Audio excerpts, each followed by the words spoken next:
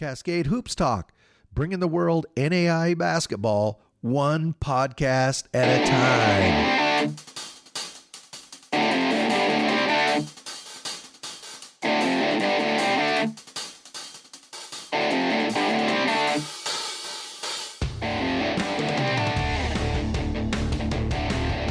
Cascade Hoops Talk, Billy D. Happy Tuesday morning. And we're going to continue our player interviews this morning with Ricardo Time. He's from College of Idaho, an All-American. He was the Cascade Conference Player of the Year this season. He's played on some of the best College of Idaho teams I've seen, and I've been following the Cascade Conference for longer than I'm going to admit. Ricardo Time is initially known as a three-point shooter when he came into the conference. His game really rounded out at College of Idaho. He is from Florida. He's going to talk about how he got out to L.A. to play JUCO ball out there. Colby Blaine discovered him in a showcase down in Southern California. He goes up to Caldwell, and the rest is history. I think you're really going to enjoy listening to Ricardo Time. Really nice guy. Why don't we just give a listen to Ricardo Time, College of Idaho, Yotes. Cascade Hoops Talk, Billy D. I got Cascade Conference Player of the Year, third team All-American Ricardo Time out of College of Idaho, the Yotes. Welcome, Ricardo. Thanks for being on the show. Thank you. Thanks for having me. I'm excited to be able to talk to you and kind of have a great conversation. You know, I want to talk about kind of your basketball journey, but, I just mentioned you were Cascade Conference Player of the Year. That's a great honor, All-American. The Yotes went 32-5, 20-2 in conference, won the Cascade tournament both years you played there, and you made the Final Eight this year. What was it like to be at College of Idaho to end your career? I think it was a hell of an experience, to be honest. For me, in the recruiting process, I was always looking for the place that was going to challenge me, but was also going to have a winning culture and be able to do big things. And I think in these past 2 years, that's kind of what I've been able to do at this program. So it's been honestly a blessing. Well, I definitely want to talk about your career at College of Idaho, but your basketball career, you grew up in Palm Beach. You went to Atlantic Christian Academy. It was a small school, a 2A school, but you had a pretty good team. You went 18-5 your senior year. But when you were in high school, you were playing 2A ball, did you feel at that point that you could probably play college basketball? Yeah, for sure. Because in Florida, like some of the things that people started to do, one of the reasons that I transferred to that school was because that school had a pretty well-known coach, Coach Gamble, been a great mentor for me. But like in Florida, some people will go to private schools because there's no rules against like who can go there. So you can pretty much create the type of teams that you want to have and the types of programs that you want to have. So even at that 2A school, I really felt, honestly, like I was getting ready for college. So I never didn't think that I wouldn't be playing college basketball. It was always a dream. So that was definitely my focus throughout high school. Did you play any travel ball, AAU ball as well, or just at school? Yeah, I played a little bit of AAU for a few different teams. Played for a team called South Florida Elite, which is pretty well known. And I also played for a team called Boynton Beach Heat, and they were pretty good as well. But yeah, I played travel from about 7th grade to about my junior year, and kind of played every here and there. The thing about your background that I'm most interested in, you're a Palm Beach guy, a Florida guy, and you end up going out to Coalinga, just outside of Fresno. You went to West Hills Community College of Coalinga to play JC basketball. What in the world brought you out to California? That's the $1 million question that everybody.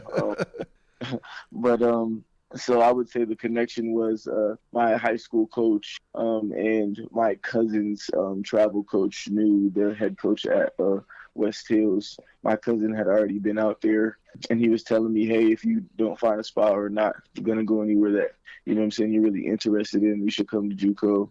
It's a great process, and that connection with the coach was already there. So that's kind of how I got out there, based on a few people that I knew that connected with the coach, and then my cousin also being out there, so it made it an easy switch to head out there because we had already played together throughout our life. So that's kind of how I got to California, and when I got to California, that's how I've been able to stay kind of out west, I would say. When you got to West Hills, you really at that point were able to prove that you were a very good basketball player. That's a tough conference down there. I think you averaged 22 points, I don't remember, 7 rebounds or something. And you were all conference, all defensive team, I think both years. I know you were all conference both years, but you really shined while you were there. What was that conference like? What was that team like? I would say the conference was actually really fun because you always want to play in a conference that's tough, so you can kind of get the toughest schedule that you're going to have before playoffs or anything past that. But I really enjoyed it because it kind of put me in the fire, especially my freshman year. Didn't know what to expect and had a great year making the freshman team and stuff like that. Then my sophomore year, I was really just locked in trying to create the dream that I wanted. So it was just really a lot of hard work and blessings from God, but I was really just trying to put the work in to be able to do what I do. Ricardo, what was that transition like from playing at a small school in Florida? Now you're playing JUCO ball in a competitive conference in California. I would say the transition was pretty smooth. Like I said before, my high school coach kind of prepared me for that. He would always tell us that we need to be freshman ready. Nobody wants to have a freshman come in and not be ready to do anything. So that was always a mindset for me, being freshman ready and stuff like that, and ready to be able to ease into the game at the next level. So it was great, got my body right, changed the way I thought and stuff like that. But it was a pretty smooth transition for me, I would say. And then you went to a JC showcase in Los Angeles, and this is where you met Coach Blaine, wasn't it? Yes, sir. So what was it? Was it like an all-star setup or just a showcase you were invited to? What was that? Yeah, so pretty much I would say like after the seasons, every year they have like a showcase or two during like the state tournament for players that don't make the state tournament, I would say. Mm-hmm. And they pretty much invite a handful of guys, but they have it like broke down onto teams and stuff like that they kind of create so specific players can be playing specific players, and then coaches and people can kind of come and see whoever they want to see. And specifically that day, it was at the Mamba Center where Kobe's little gym. So I was just playing on one court, just got done with the game, and this guy comes over to me and he's sitting next to me, and I'm untying my shoes, and he's like, "Hey, I'm from the College of Idaho." He's introducing himself, and I'm like, "Okay." And my first impression, I'm like, I don't even know who this guy is. Like, what's the College of Idaho? Like, I was so confused. But he was like, "Yeah, like, I just want to tell you that, I think you're a good player, and I love the way you pass the ball." And it was like, I'm averaging 20 points a game in JUCO, and you're telling me, like, I'm a good passer? Like, what? I was so confused, but that was kind of our first interaction. He was like, "Yeah, like, I think you could really fit in our program." And at first it didn't really hit me, but he was definitely somebody that grew on me as time went on, for sure. Ricardo, it's funny you say that because I read somewhere that was his first impression of you, was how the term was snapped your passes. That's what really caught his eye. Yeah, for sure. He tells that story all the time, and it makes me laugh every time because I'm like, why are you telling me that I snapped my passes well? Like, that's such a simple thing of the game, and he was just like so intrigued by it. So you end up going up to College of Idaho. That first season you were at College Idaho, kind of a dream season for the Yotes. You were with Talon Pinckney, one of the best point guards in the country. Anyway, you had a great supporting cast. You went 20-0 in conference, ran the tournament. But that was kind of a dream season. Is that one of the best teams you ever played on? Honestly, I would say so. I think one of the super big things about that team was how much we cared about each other and how much we wanted to work to win that national championship. I remember that year coming in. I came in the summertime to start getting workouts in with the guys and stuff like that, and it just seemed from day one like we were so willing and ready to get me to understand the system and understand everything so quickly so we could move together faster. But That team was definitely a dream team. Probably is the best team that I've ever played on. I think one of the scary things was I would always tell my teammates was you didn't know who was gonna go off that night. That's the type of team we had. The amount of firepower we had. We could have somebody come off the bench and have 25. We could have a starter, two starters go for 20 plus. And then on top of that, our defense was pretty remarkable that year, number one defensive team in the country. So honestly, we pretty much had everything clicking on all cylinders, especially towards the end of the year. Yeah, and then everybody knows you got out to Sioux Falls at the tournament that year. You beat, I think it was Northwestern in the first round, and then obviously the tournament got canceled. Kind of tell me what ran through your mind when the tournament got canceled. Honestly, I was in a bit of disbelief because I was like, "There's no way they're gonna cancel the tournament. Like all the teams are already here. Like they might send the teams that already lost home, but they should be able to keep the tournament going for a few days since it's only going to be a few more days anyways." So that was my first initial thought. But as things kind of started to pick up and the NCAA started to cancel stuff and stuff like that, that's when I kind of knew. I was like, all right, well, if the big fish are kind of doing that, then we'll probably end up doing the same thing. So that's when it kind of hit me. Even when we got back from Sioux Falls, I was like, dang, like there's no way. There's got to be something that's going to change. Like there's going to be some different result. And that's kind of I would say the idea that was kind of running through my mind, like maybe there'll be something else or some hope for something else that never really came. But that was just how I felt at the time. Yeah, it was definitely a bad situation all the way around. You know, you were still the unanimous number one. It's still kind of empty though, wasn't it, Ricardo? Because you guys had a very good chance of winning the whole thing. Yeah, for sure. That's one of the things that hurts a little more too. Is like everybody, like our coach would tell us that a lot of coaches throughout the country texted him saying like, "Sorry, you didn't get to finish it through or follow through with what you guys wanted to do," and we wanted it really bad, and we're working so hard to do it. Knowing that we were the unanimous number one team, that does feel a little better. But not being able to finish the work that we wanted to do, that's the only thing that leaves us a little bittersweet. Ricardo, the next season was that COVID season is really oddball. Obviously, the Cascade Conference wasn't playing basketball. Nobody in California, Oregon, Washington was playing basketball. It was really difficult for you guys to find opponents. You ended up playing a ton of D1 schools. Just a really odd year. But I have a question about that. Did playing all those D1 schools, do you think that made you guys better coming into this year? To be honest, I think it did because we had to adjust our styles of play. It made us expand our games a lot more. Like I would say, like a big person like Jake O'Neal, who's returning next year. He got to really explore his game throughout all those D1 games and really see what are the things that he could really do. For me specifically, I got to work on my game a lot more versus bigger defenders and stuff like that. So I think it definitely did challenge us. I think it gave us an opportunity to see how well we can play versus anybody. And just like our program, we always feel like we can play with anybody. It really showed us like, hey, like, no matter what the stage is, no matter what the level is, you know what I'm saying, if we're executing like this or if we're doing this properly, we can win games. So I do think it gave us an edge coming into this year, especially with all those young guys during that COVID year, to come back and have another freshman year in the NAIA. I think it helped us a lot.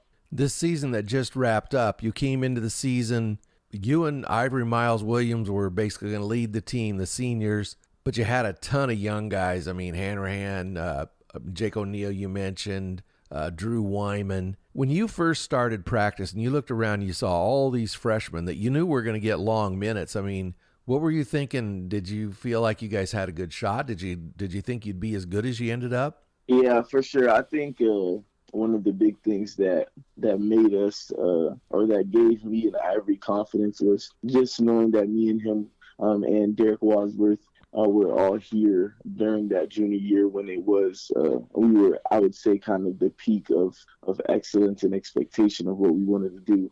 And the mentality the whole time, like I even told the young guys that we want to win a national championship. And they ran with that idea so much, and it made it really easy for me and Ivy to kind of lead these guys. So honestly, in practice, it was just I was telling the guys to let's battle, let's get better. Every day we battle, we get better, and that's going to take us to where we want to go. And we kind of set out these goals at the beginning of the year. Sit in these classrooms and talk about it as a team. And I think the guys kind of let me and Ivy lead them pretty well, and that kind of was pretty easy for us. And my mistake, you mentioned Derek Wadsworth. He was another one of the key leaders there. He's a real kind of journeyman. Derek Wadsworth just does whatever needs done, doesn't he? Yeah, for sure. I'd say he's a utility man. Like, yeah, if you need him to come and get stops, he's going to come in and play defense. If you need him to hit shots or control the team and play the point, he can pretty much do it all. You know who he reminds me of in that role is Scotty Burge over at Oregon Tech. Kind of the same thing. Just, whatever's needed, a guy who always does whatever it takes for the team. They kind of remind me of each other. Yeah, definitely. I like your opinion because I thought you guys really didn't hit your stride until it was about a third of the way through the year. And the weekend that the weekend that I thought you guys got an upper hand in the Cascade Conference was when you went into the Willamette Valley. For people who aren't familiar with the conference, there's a few tough trips, and one of the tough trips is Salem, Eugene. You play Bushnell, you play Corbin. It's always a tough trip. And you were able to, on Friday night, to beat Bushnell. They had you beat, Ricardo. They had you beat. And you guys pull out a miracle. Drew Wyman dropped a 12-footer at the buzzer to put it to overtime, and then you took care of business in overtime. And then you guys went over to Salem and you beat Corbin. When during the season did you really feel like you guys were hitting your stride? When did you feel it? I would say around that time as well, especially in that game. We felt like we had control of the game the whole time. But obviously, they had Schlabach. He was pretty much going off from the high post. But we felt like we had control of the whole game. Then we missed some defensive miscues down the stretch. They take the lead, and now we're hoping for a prayer. But we execute the play that we always run. So we go into overtime, and that's when we knew we were like, okay, we're not going to lose this game. Like, this is when we dominate them and show them who we are. Like, they had their chance to get this win on us. But I would say another time I felt like we were hitting our stride was when we played Southern Oregon at home. Played that weekend with OIT in Southern Oregon. We beat, I believe, OIT on the first night on Friday. And then we played Southern and ended up beating them by 50. And I think that was really something that made some noise in the conference. Like, whoa, the third team in the conference just got beat by 50 by the number one team. So I think that kind of told us, like, all right, if we play our game on both ends of the floor, we can be really dominant for sure. Yeah, that was also a very, very key weekend. This is going to sound like an odd question, but Montana Tech, you played them twice, I think. And both times, I think one time they held you to 2 points and one time they held you to 4. Did Montana Tech they're a very good defensive team, but did they do something different to defend you, Ricardo? Yeah, so Montana Tech style of defense is kind of to play things straight up and then to keep on the better perimeter players that we have. So if you look at those games as well, me and a few other shooters don't get as many attempts because they don't help off the post. But all of our big men score pretty well because they don't help, so it's one-on-one and they can play straight up. And then at the same time, like me and my coach kind of have conversations, like if we're winning the game, controlling the game, I'm not going to call a lot of sets for you. I'm going to let you free flow because obviously they're going to know the sets that are ran for me. So they'll blow that stuff up anyways. But yeah, it's a few different coverages they give me. They don't help much. I mean, they help a lot if I get the ball, or they just don't help off of me very much, which doesn't give me any open opportunities off the ball. But yeah, that they play some great defense for sure. Yeah, they're a really good defensive team.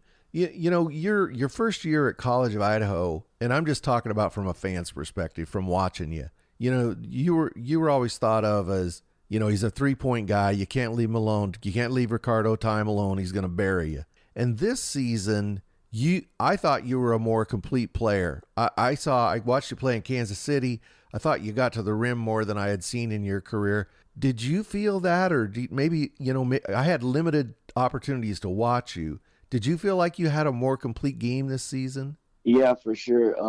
I think my junior year when I came in, it was very easy to just be a primary catch and shoot guy because we had so much, and the type of point guard talent was he wanted to get me the ball in those small spaces and stuff like that, so I could catch and shoot. So it's pretty easy. And I was very new to the conference, so not a lot of people knew about me. So it was easy for me to catch and shoot the ball and kind of just take over that role. And I allowed Nate and other guys to kind of be the guys that got to the rim and played inside.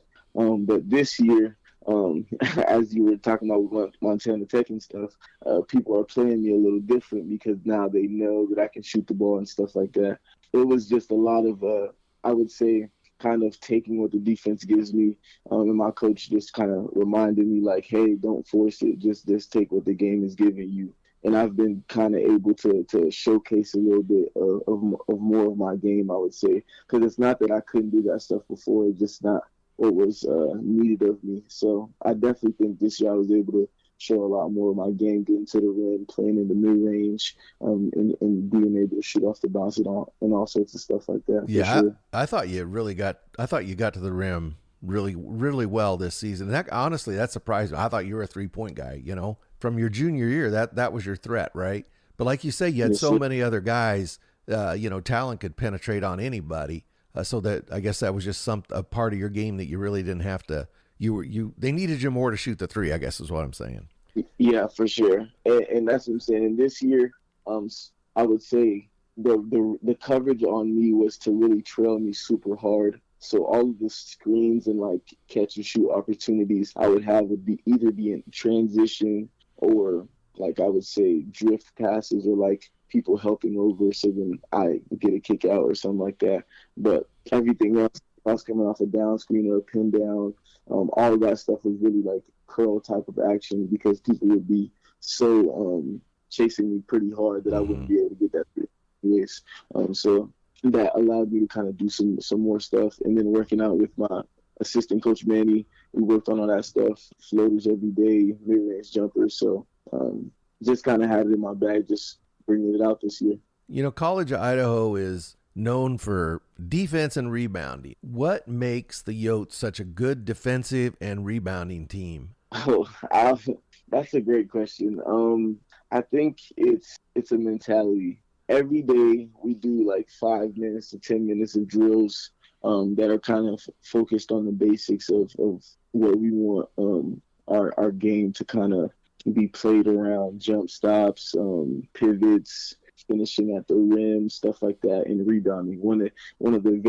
We have 2 drills and we do them every day, and it's about rebounding. It's our coach will shoot the ball on one, and we have to rebound and put it back. And then there's one that we'll throw it off the backboard and get our own rebound. And the energy that we create in the gym during those 2 drills is unmatched. But it's really just a mentality. Like, we go into every game wanting to beat people by +10 on the boards. We almost like are hurt by it because everybody wants to get on the boards. Like sometimes we even fight each other for the boards. But I think it's a great mentality that we've kind of put in and created in the program for sure. This season, as I said, you won the Cascade Conference. You hosted those first 2 rounds. You beat Vanguard in the first round, and you really had a dogfight with Ottawa, Arizona, kind of a defensive battle in that second game. But you won that, and you were able to get to Kansas City.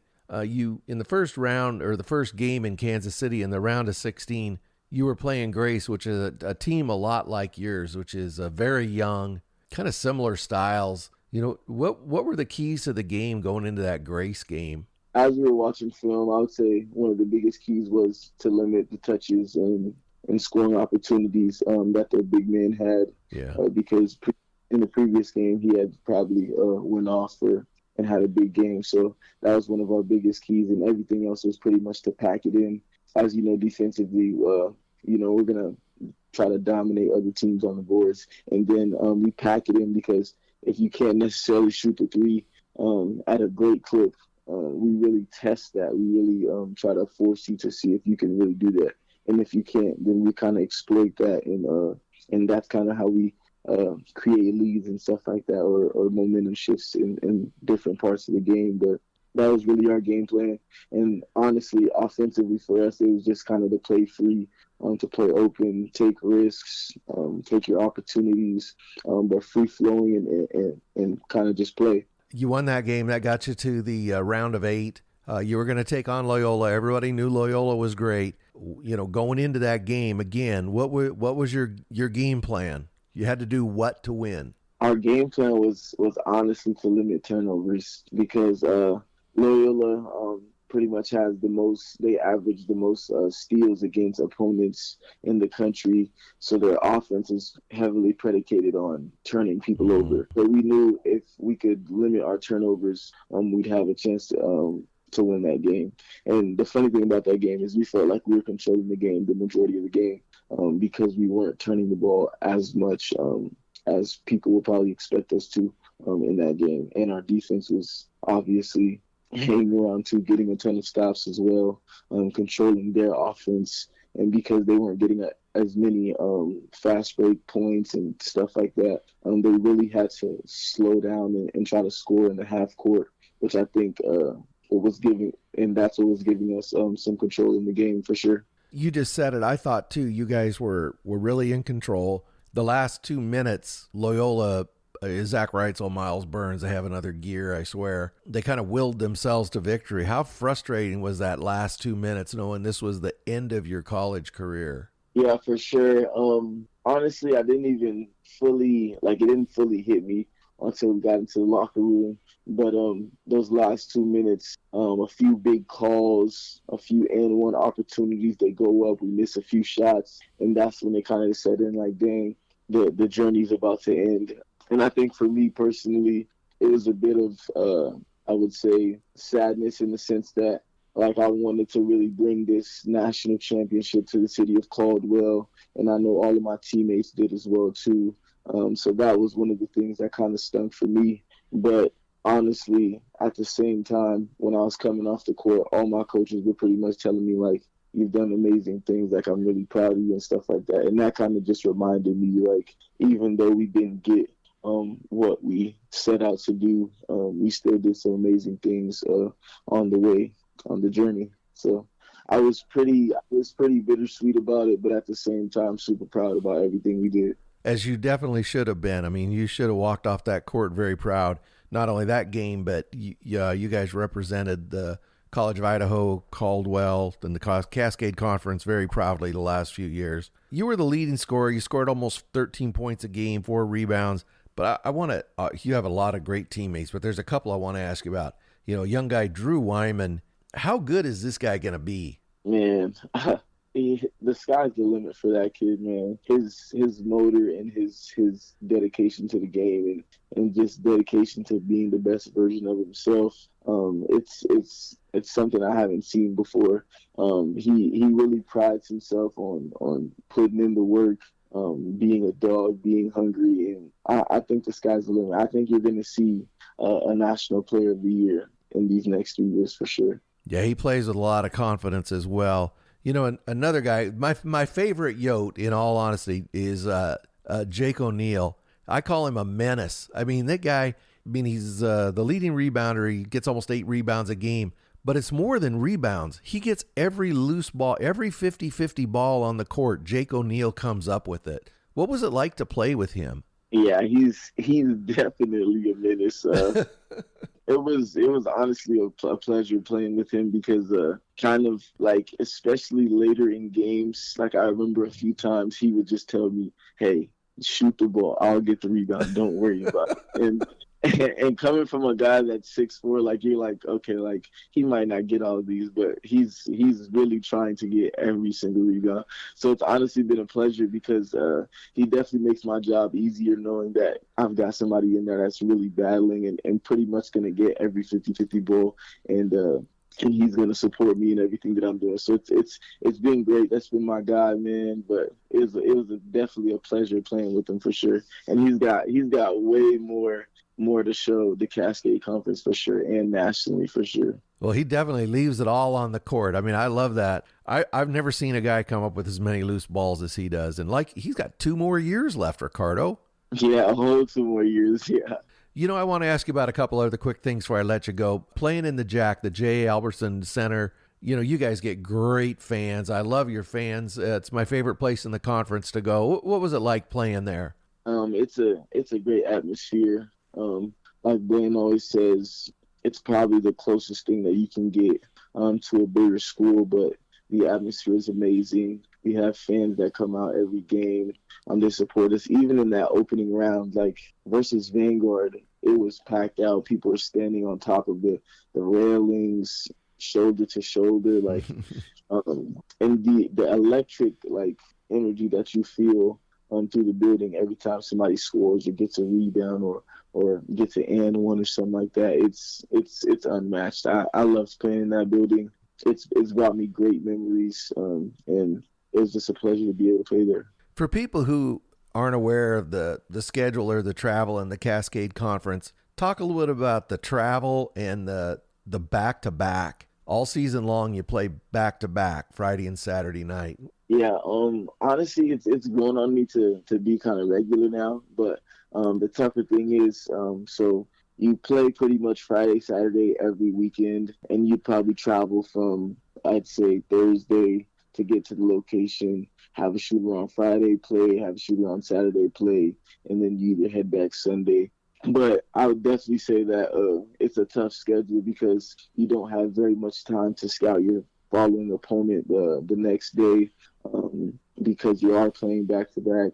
And if somebody does get hurt or fatigued and stuff like that, you don't have as much time to recuperate. You might have 12 to 16 hours or something like that to really get back into ready to go for the game. So I'd say that's definitely was a big challenge in conference. And then in our conference, we have I guess this kind of heavy week, I'd call it, and where you play Friday, Saturday, you play a team on Tuesday, which is your travel partner, because you don't play them on a Friday, Saturday, because they travel with you. And then you play Friday, Saturday again, and that'd be 5 games in 7 days. And that's probably the most challenging part of the entire Cascade conference week, because you have to play 5 games in a short amount of time. You have to be able to adjust, and you have to scout all those teams at the same time. So I think, honestly, the Cascade conference has the best conference type of schedule to get you ready for the national tournament. Even when we were playing in the opening rounds and at the final site, we honestly felt fresh the whole time. Our bodies felt good. So I think it got us ready to play at that level and be able to play back-to-back and do stuff like that. Tell the fans what it's meant to you to be part of College of Idaho Yote basketball. It's been an honor. I feel like I've been able to come in and try to leave this place a little better than how it was when I got here, which is hard to do. It's a great place to come because it really pushes you to be your best self, and you meet people that are great. This community here is amazing. The people here are amazing. Everybody cares about you, and you play a beautiful brand of basketball that allows you to kind of explore yourself and do great things as a team and be bigger than just yourself. So it's honestly been a pleasure. I've enjoyed every moment of it, even the hard days and stuff like that. They've all been great to me, to be honest. Well, Ricardo, thank you very much for being on the show. I've enjoyed watching you through the years. What's next for you? Actually, right now, I'm talking to a few agents and agencies. I'm looking to go play pro, so that's kind of the next step for me. But just trying to pursue that pro career and kind of continue playing basketball. Well, obviously, wish you all the luck in the world with that. Again, thank you for what you've brought to NAIA basketball and the Cascade Conference, and really appreciate you being on the show. Thanks for having me. It's been a pleasure. Thank you for letting me sit down with you and have this beautiful conversation. Thank you. That's Ricardo Time, College of Idaho Yotes. Thank you.